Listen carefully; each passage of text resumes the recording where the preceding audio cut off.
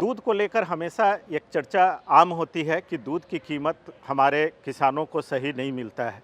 तब जबकि बिहार में दुग्ध की जो सबसे बड़ी व्यवस्था है वो कॉम्फेट सुधा के नाम से जो ब्रांड है, अलग अलग मिल्क यूनियन है जिसके माध्यम से किसान जुड़े हुए हैं।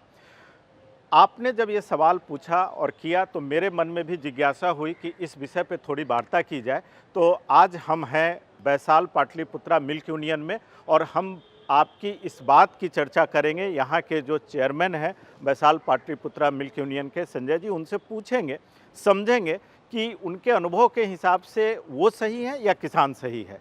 नमस्कार, आप देख रहे हैं आपका यूट्यूब चैनल कृषि का और मैं हूँ राकेश के कश्यप। इस गुत्थी को सुलझाने में या समझने में अगर आपकी दिलचस्पी है तो आप इस कार्यक्रम को देखते रहिए और मैं आपको मिलवाता हूं संजय जी से। उसके पहले जो मैंने लोकेशन का चयन किया उसका आधार ये है कि मैं देखा कि इस मिल्क यूनियन में बड़े खूबसूरत से ये नज़ारे बने हुए हैं। ये देखिए मिल्क केन से बना हुआ है, उसके नीचे में गाय और उसके बच्चे को रिप्रेजेंट करते हुए दिखाया गया है। तो ये पूरा इसका जो ढांचा है, ये इसका जो स्ट्रक्चर है वो बड़ा मोहक है। इसके अलावा भी एक दो लोकेशन अच्छे हैं, लेकिन मैं उसको आपको दूसरे रील में दिखाऊंगा कि तब जिसमें कि आपकी भी अभी रुचि होगी कि आप यहाँ आएँ।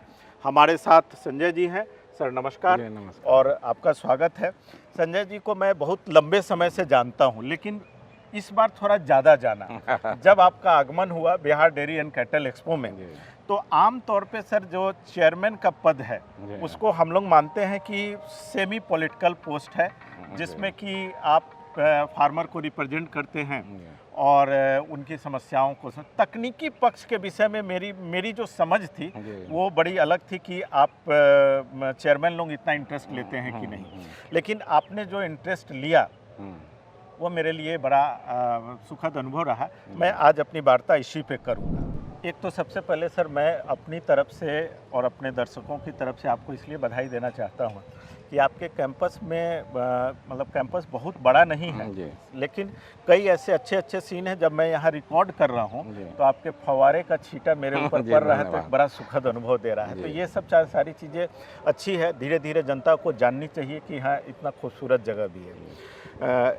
बड़ा लंबे समय से आप चेयरमैन हैं, तो मैं जब इस बार आप हमारे Bihar dairy and cattle expo में आए और आपने जिस तरीके से तकनीकी विषयों को छेड़ा, जिसमें चाहे वो ब्रीड की बातें हों या फीड की बातें हों, बहुत सारी बातों को आपने किया, तो मुझको लगा कि अब आपके साथ एक कड़ी करें। तो उसमें सबसे पहली बात जो है, बहुत सारे किसान कहते हैं कि उनको उनके दूध का कीमत सही नहीं मिलता है। जैसे वो बोलते हैं 35-36 रुपये मिलता है, मिनरल वाटर, बहुत तरह की तुलना होती है। आपको क्या लगता है कि सही में उनके दूध का कीमत उनको नहीं मिल रहा है?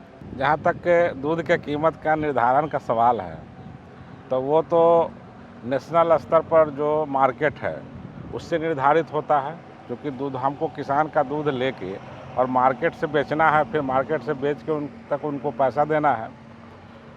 तो ऐसे स्थिति में जो मार्केट प्राइस होता है उसी के अनुरूप किसान का भी दूध का निर्धारण होता है। लेकिन 35 रुपये या 36 रुपये कहना ये कुछ उचित नहीं है। क्यों? क्योंकि 35 रुपये से शुरू होता है। तो शुरुआती लक्ष्य को ही रखना हम नहीं समझते हैं जे ये उचित जान पड़ता है, उचित होगा। 35 रुपये से 75 रुपये तक भी हम लोग देते हैं और भैंस का दूध 100 रुपये तक भी जाता है लीटर। ऐसा जी। क्यों? ऐसा क्या कारण है कि जैसे लार्जली किसान कहते हैं कि उनको 35-36 रुपये मिल रहा है और आप कहते हैं कि 100 रुपये तक भी मिलता है?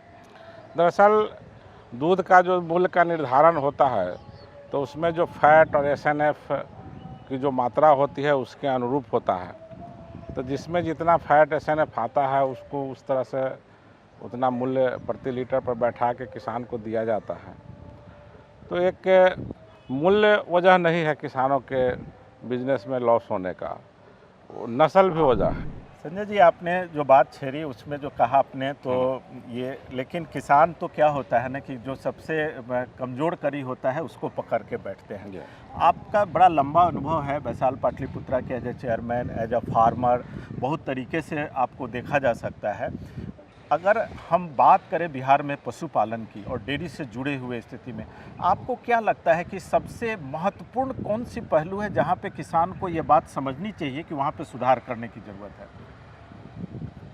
सबसे पहले तो किसान को नस्ल में सुधार करना चाहिए अपने मवेशियों में। और उसके साथ साथ जैसे हम अगर एचएफ गाय रखते हैं तो साथ में एक जर्सी गाय भी हो, साथ में भैंस भी हो, कोई हमारा अपना देसी नस्ल गीर साहिवाल जैसी कोई प्रजाति की गाय हो। तो अगर ओवरऑल इस तरह के मिला के अगर हम गाय पशुपालन करते हैं तो अच्छा मुनाफा किसान को निश्चित रूप से मिलेगा। अब जैसे आपने कहा कि जो आधी दुनिया जो भाग रही है वो एचएफ के पीछे भाग रही है, तो हमारे किसान को भी लगता है कि एचएफ का ही पालन करना चाहिए। और एचएफ में चूँकि दूध की मात्रा बहुत ज़्यादा होती है तो उनको एक लगता है कि हम 60 लीटर 50 लीटर दूध देने वाली गाय है, तो उसकी तुलना जब आप मान लेते हैं कि भैंस से करते हैं, जो कभी हम लोग भैंस में भी अच्छी संख्या होती थी, या अगर हम बात करें कि गीड़ की बात करें, आप कैसे, चूँकि आप किसान भी हैं इसलिए मेरा सवाल आपसे है, और आपके फार्म पे ये सारी गायें भी हैं, तो आपका अनुभव क्या कहता है कि किसान को किस तरफ जाना चाहिए हमारे प्रदेश के हिसाब से? नहीं, हमारे प्रदेश के हिसाब से किसानों को एचएफ गाय भी रखना चाहिए, हम एचएफ के भी पक्ष में ही हैं। दूसरे तरफ हमको भैंस भी पालना चाहिए, और इस कड़ी में हम अपने किसानों को एक तरफ प्रोत्साहित करते भी हैं जो भाई आप एचएफ गाय रखिए, दूसरे तरफ हम भैंस का बाहर से अन्य राज्यों से मंगा के, जैसे हरियाणा हो गया, पंजाब हो गया, इन राज्यों से मंगा के भैंस का बच्चा अपने किसानों को सब्सिडी दर पर उपलब्ध भी कराते हैं, और करीब करीब 2000 से ऊपर बच्चा ऑलरेडी हम उपलब्ध करा चुके हैं अपने किसानों को भैंस का। और जिसका दूध है 10 लीटर से लेके 16, 17, 18 लीटर तक का भैंस तैयार हुआ है फर्स्ट लैक्टेशन में। तो ये भी हम लोग काम कर रहे हैं, तो भैंस भी होना चाहिए ज़्यादा, तो मतलब उनको एवरेजिंग हो जाएगा, एवरेज हो जाएगा, एवरेज हो जाएगा। और ये जहाँ तक एचएफ गाय का क्रेज है तो वो पूरे वर्ल्ड में है, वर्ल्ड लेवल पर है। तो हमको अपने देसी नस्ल को बचाना भी है, और साथ में हमको कुछ अपना आर्थिक स्थिति किसान का भी मजबूत करना है। तो एचएफ को हम इग्नोर करके नहीं चल सकते हैं, नहीं चल सकते। आपने जो एक बात करी पीछे में किसानों से बात करते हुए जहाँ पे मैं था, तो उसमें कहे कि कई बार आप कहते हैं कि पोषण प्रबंधन जो है शायद हमारे प्रदेश के किसान उतना सिंसियरली नहीं कर रहे हैं, आपका उसमें क्या कहना है? मेरा अनुभव है इसमें, जो खास के 1-2 गाय पालना तो बहुत आसान है, या जो हमारा देसी नस्ल है उसको पालना भी आसान है, लेकिन प्रॉपर डेयरी फार्मिंग या उच्च नस्ल जैसे हम जिसको एचएफ को बोलते हैं, तो उस नस्ल की गाय पालने का अनुभव हमारे किसानों के पास नहीं है। तो अगर या मुख्य रूप से यूँ कहे जो व्यावसायिक रूप से पशुपालन का अनुभव हमारे किसानों के पास नहीं है, उसके लिए प्रॉपर उनको ट्रेनिंग देने की आवश्यकता है, और हम देना भी चाह रहे हैं, हमने शुरुआत भी की है इसकी। तो जब तक उनको प्रॉपर ट्रेनिंग नहीं दिया जाएगा अच्छी नस्ल की गाय पालने का या भैंस पालने का, तब तक कुछ समस्या तो है किसानों के साथ। सर, ट्रेनिंग की बात कही, जब आप खुद ही इतने बड़े मिल्क यूनियन के चेयरमैन हैं, तो आप किसान भी हैं और किसानों के लिए नेतृत्व भी कर रहे हैं। हमारे किसानों के पास इस बात की अगर समझ है तो वो इसको क्यों नहीं अडॉप्ट कर रहे हैं? कहाँ पे दिक्कत लग रही है आपको? नहीं, किसान अडॉप्ट नहीं कर रहे हैं ऐसी बात नहीं है, किसान अडॉप्ट कर रहे हैं, और हमारे करीब 100 हमारे कर्मचारी हैं जो फील्ड में रहते हैं, और किसानों को डे टू डे ट्रेंड भी कर रहे हैं। हम लोग भी डे टू डे महीना में कम से कम 10-12 दिन हम लोग भी फील्ड में रह के किसानों को सही चीज़ की जानकारी देते जा रहे हैं और देते रह रहे हैं।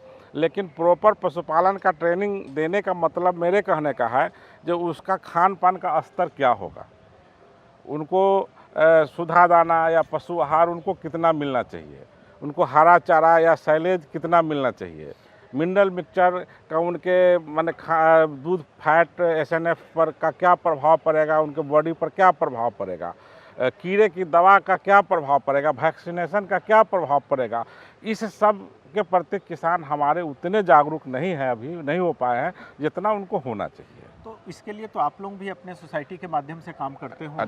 हमारे 100 कर्मचारी हैं जो डे टू डे इस काम को कर रहे हैं, और तेज़ी से हम लोग उनको जागरूक भी कर रहे हैं। मतलब हमको लगता है कि किसानों की तरफ से थोड़ी पहल जी होनी चाहिए। नहीं, हम लोग खुद बात करके आए हैं। अभी मैं दिल्ली गया था, वहाँ आईडीए में, वहाँ मैंने बात करके आया है कि हम अपने यहाँ से किसानों का एक टीम बना के, जो हमारे युवा, खास के युवा पशुपालक हैं जो डेयरी फार्मिंग करना चाहते हैं, उनको टीम बना के वहाँ प्रॉपर संघ के खर्चे पर ट्रेनिंग में हम लोग भेजने वाले हैं, जो वहाँ से वो सीख के आए और यहाँ पर वो डेयरी फार्मिंग करें।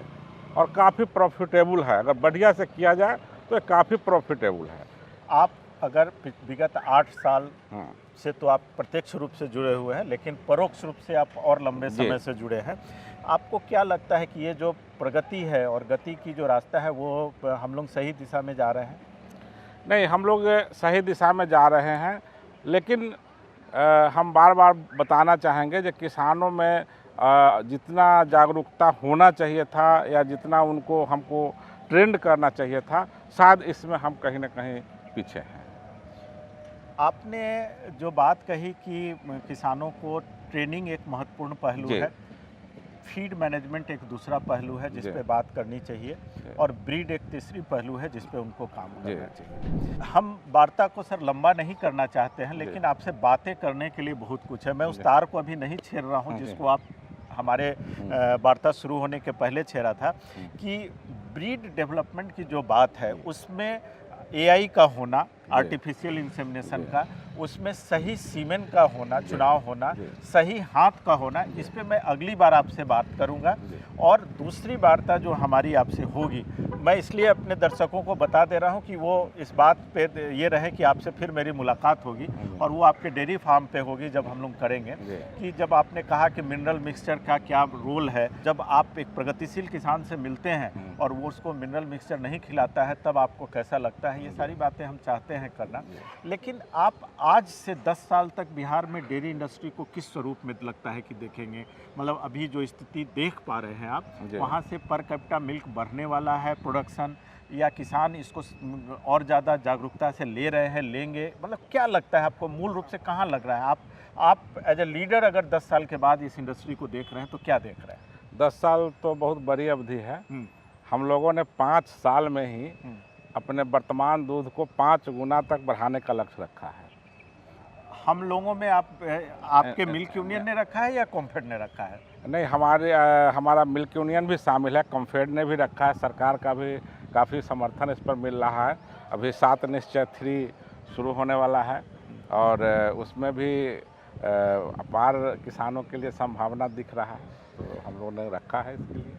संजय जी चूँकि एक संवैधानिक पद पे हैं तो थोड़ी कहीं कहीं सीमाएं भी आ जाती है, लेकिन फिर भी काफ़ी मुखर हैं।